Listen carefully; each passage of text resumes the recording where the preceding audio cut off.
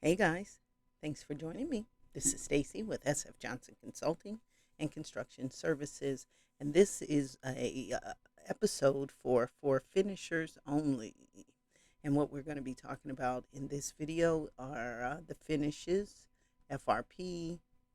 We're going to be determining some wall base lengths, cove base, and then it looks like we're going to seal concrete. Uh, Chip XPL system, probably some kind of coating as well. And remember, I always look at these for the first time in detail when I record them, so I don't rush through them. You know, when you're so familiar with something, you're going to rush through it, but that's not the purpose of the video. So we're not rushing. And so we're going to paint some stuff too. And the good thing about this, if like I will be doing, if I'm doing the takeoff for the finishes, then I'm also doing the takeoff really for construction cleaning, which is good because I have a client where I need the construction cleaning takeoff totals because, for the finishes, they put them in, everything's still dusty and everything. So the final or construction cleaning has to go through and clean basically the same surfaces, the same linear feet, and that's how that's priced too. It's like how many square feet of flooring are you mopping, or mirrors are you cleaning, or storefront glass glazing are you cleaning? You multiply that by two. So when you do the takeoff for the finishes, it kind of helps you out because you're doing the takeoff for the final cleaning too. And so this is the plan view for the floor finish plan. And what we'll need is the plan view for to get our linear measurements, right? But we need to know how many square feet of FRP, right? We need the height of the walls. And so we'll typically look at the interior elevations, or if the heights are all 9 feet or whatever, we'll look at that. Or worst case scenario, we can look at the reflective ceiling plan, because let's go to that real quick. Because the reflecting ceiling plan is the purpose is to give us the ceiling height. And so, worst case scenario, we can assume that the height of the finish on the wall is 6 inches above the ceiling height. Worst case scenario, if you don't have interior elevations, because you do want to get as close measurements for your wall paint. There may be a portion of the wall, like in bathrooms, where it's tile 7 feet and then painting the remaining 2.5 feet or whatever. So you always want to have interior elevations, and this one does. So here's the interior elevations. And so, yeah, it's a 10-foot height. So we guessed that pretty well. And so, what's this? And what is that? I don't know what that is. And so, sometimes the interior elevations aren't the best. It says open beyond. Open beyond. I don't know what this is. But, okay. And so, we can take our FRP totals really, and we just do the whole wall, and we have to paint the doors. And so we know the door square footage is this times 2, and then we also have to paint the frames, and so you have to measure the frames times 2. So, and then the wall base one here, and I don't know what 3 is. Let's see what 3 is. Floor sinks. Okay, we don't have to worry about that. That's in the floor. They're trying to show that. That's okay. That's not cute. All right, and then 8 conduit. Okay, so for our FRP, everything has to be to scale, and I know all my plans are to scale, so I'm not really worrying about checking it. But you are supposed to check if you have because this is 10 feet, right? So let's get our dimension tool, like our ruler, from hash mark right in the center to hash mark in the center. Yep, 10 feet. So I know my plans are to scale. And so now I can just use the interior elevations. FRP, FRP. But we won't include the door, which we actually could, but we're not. And see now, this is the wall base. I like to be accurate, so I'm not going to include that. And we won't include the door. We'll give it a little extra for that.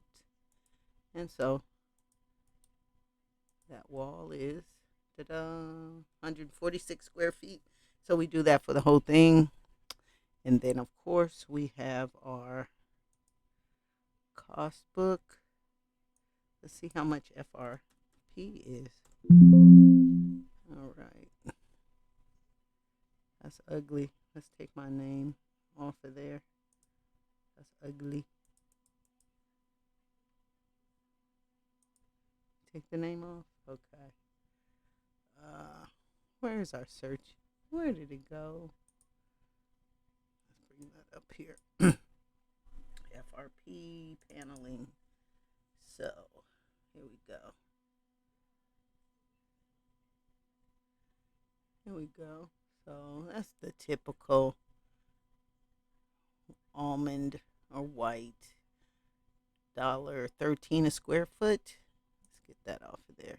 FRP wall and ceiling paneling, fiberglass reinforced plastic, textured 0.09 of an inch thick, class C, flame spread. Oh, that's the flame spread is the class C. So we'd have to look if that is what they want for our project. It may be class A. If it's kitchen, it may be a higher rating. Who knows? But this is what the cost book is telling us the price is for this one.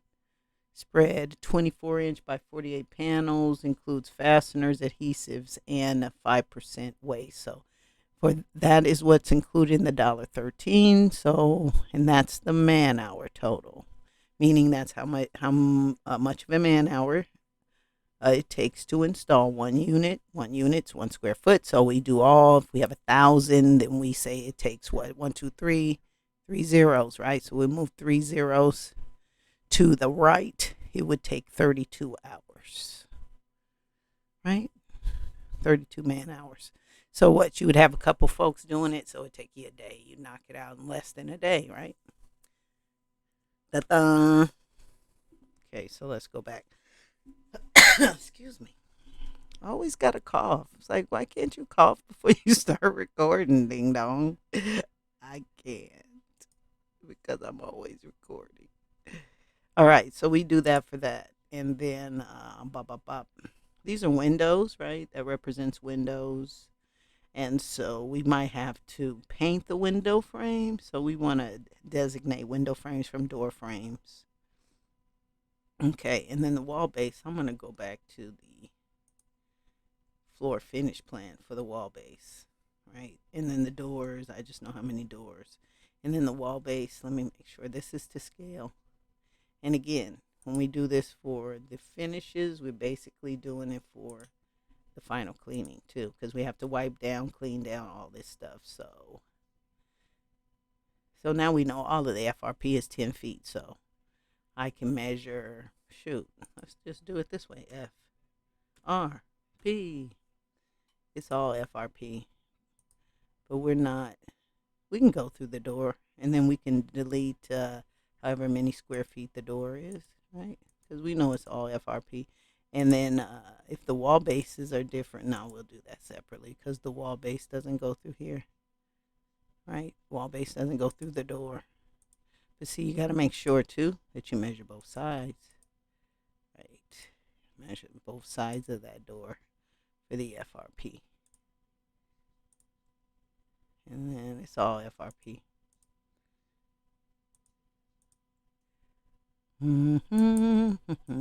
FRP. Da, da, da, da, da, da, da. And we just gonna do this. Probably corner guards that go over there, but that's okay. We want to make sure.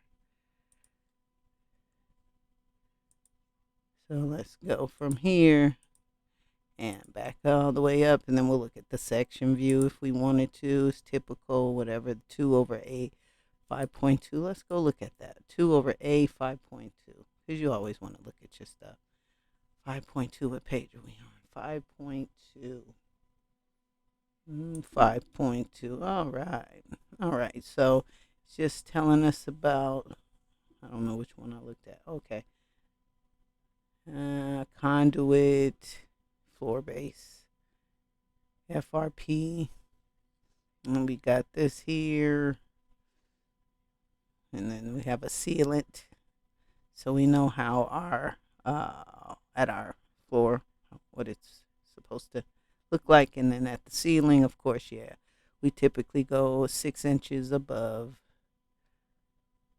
All right. So yeah, that's good for that. And floor finish plan. So I need to do, I mean, they even have FRP in the bathroom. So, and so altogether we have 146 linear feet. So times 10, because we know it's pretty much all 10 feet. 1,460 square feet of FRP.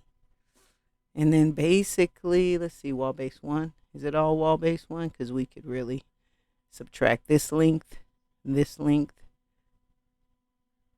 Is it all wall base 1? Yeah. So we know wall base 1 is the same length minus, oops, look, boop, boop. Da, da, da. Almost forgot that. Let's add this. And then we really know that wall base 1 is the same length as the FRP minus 2 times the door, right? And that door. So let's just call this deduct WB1. And then we good. We saved us some time. So we'll go from like here to here, do actual lengths from here to here, and then here to here. And everything else is wall base 1. Probably just do also at windows. We'll just give it the benefit of the doubt. Just say on the estimate we've included wall base 1 at the windows. All right, so we deduct basically 9.5 feet. So 10 feet we'll deduct. And then we know wall base 1. And then the doors are painted. We know we have 1, 2, and we just look at the door schedule really. And we know the amount of that caulking in between is the same length as the wall base. Pretty simple. Oh, and then the sealed concrete, because the whole floor is sealed concrete. Let's see. SC1. I think that's everything. Right? SC1. Oh, yeah. SC1. SC1. So that'll be real easy. Yeah, everything's SC1. So we just say concrete area or floor. Let's say floor, because we do a lot of takeoffs. It's like concrete. What is this? The foundation? What are you talking about? Cover. That way we really know we're not talking about the foundation. But what I will do is I'm just going to include all the walls. Well, no, I won't.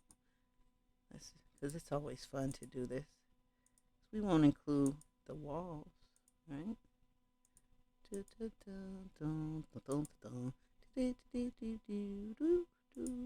Ooh, let's see if it'll not mess me up. Watch. Here we go. Sometimes it does its own thing. Let's go back. Tighten it up a little bit. Watch my perfect wall. Bam. Because we don't want to include that. Because we are experts. New section. And let's take care of that old bathroom. Or is the bathroom? No, bathroom's concrete too. They're not really spending a lot here. There we go. Bam. All right. So we know our area, which is our area of the ceiling. If it's all acoustical. Let's look at our reflective ceiling, because that's a finish too, right? That's a finish. We need to know our reflective ceiling plan. from our, if we have any gypsum board, which we don't, so our 2x2, I'm sorry, 2x4 ACT is the same as our floor pretty much. Our concrete floor, which is 604 square feet. So that's the same square footage. Might give or take the, for the lights and for the supply grills and the return grills. We don't care about that because they still have to adjust it. So anytime it's less than 2,500 square feet, they charge a little more anyway because of all of these that have to be adjusted for the size of the building. So same thing. All right, so let me see. I think we got everything for our four finishes only. Our paint, right? Let's go to our. Where are we? Let's go to the interior elevation. Ta-da. All right. So we call this door area, and then times 2. Right, because we have to do both sides of the door. So, I mean, we could just, because we have 2 doors, we don't have to do it, but I like to show the kids. All right, new section. Where's that other door at? Here it is. Here's my friend, the door. All right. All right. And they say I shouldn't go longer than 10 minutes on these things because you guys get bored. But this is, you can't get bored when you're learning. All right, kids? All right. So let me stop that. And then our door frame. So we're just going to say times 4, right? Because 1 on the other side is 2. This one, 3, 4. So, I mean, we already know it's the height times 2 plus like 3 feet, whatever the width of the door, but let's just measure it. And we'll call it door frame times 4. Remember that. But then if we have like a zillion, then we'll have a different procedure to do this. We only have 2. Okay, that's close enough. So that's what? 17 feet usually. All right, 16.9 feet. So 17 times 4, because you price when you paint, right? The labor to paint something that's per linear foot, because that's how you paint that. It's a different labor rate than when we're painting something that's obviously a larger area. It takes more precision, so the labor rate on painting anything that's linear like that is more. So we always want to separate when we paint the wall paint, if we were painting the walls, we're not, from the ceiling paint, because ceilings you have to go up higher. So of course the labor is going to be more for that.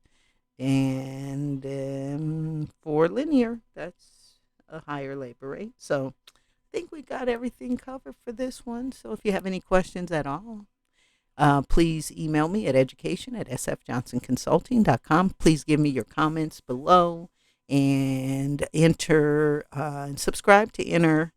I like giving away stuff. I also have a nonprofit, so giving's in my bones. We every month starting the 15th of October, we're going to give away a $100 gift certificate for Starbucks. I'm going to be giving away some free construction training of your choice to all of our subscribers by entering, and if you so choose, or somebody you know.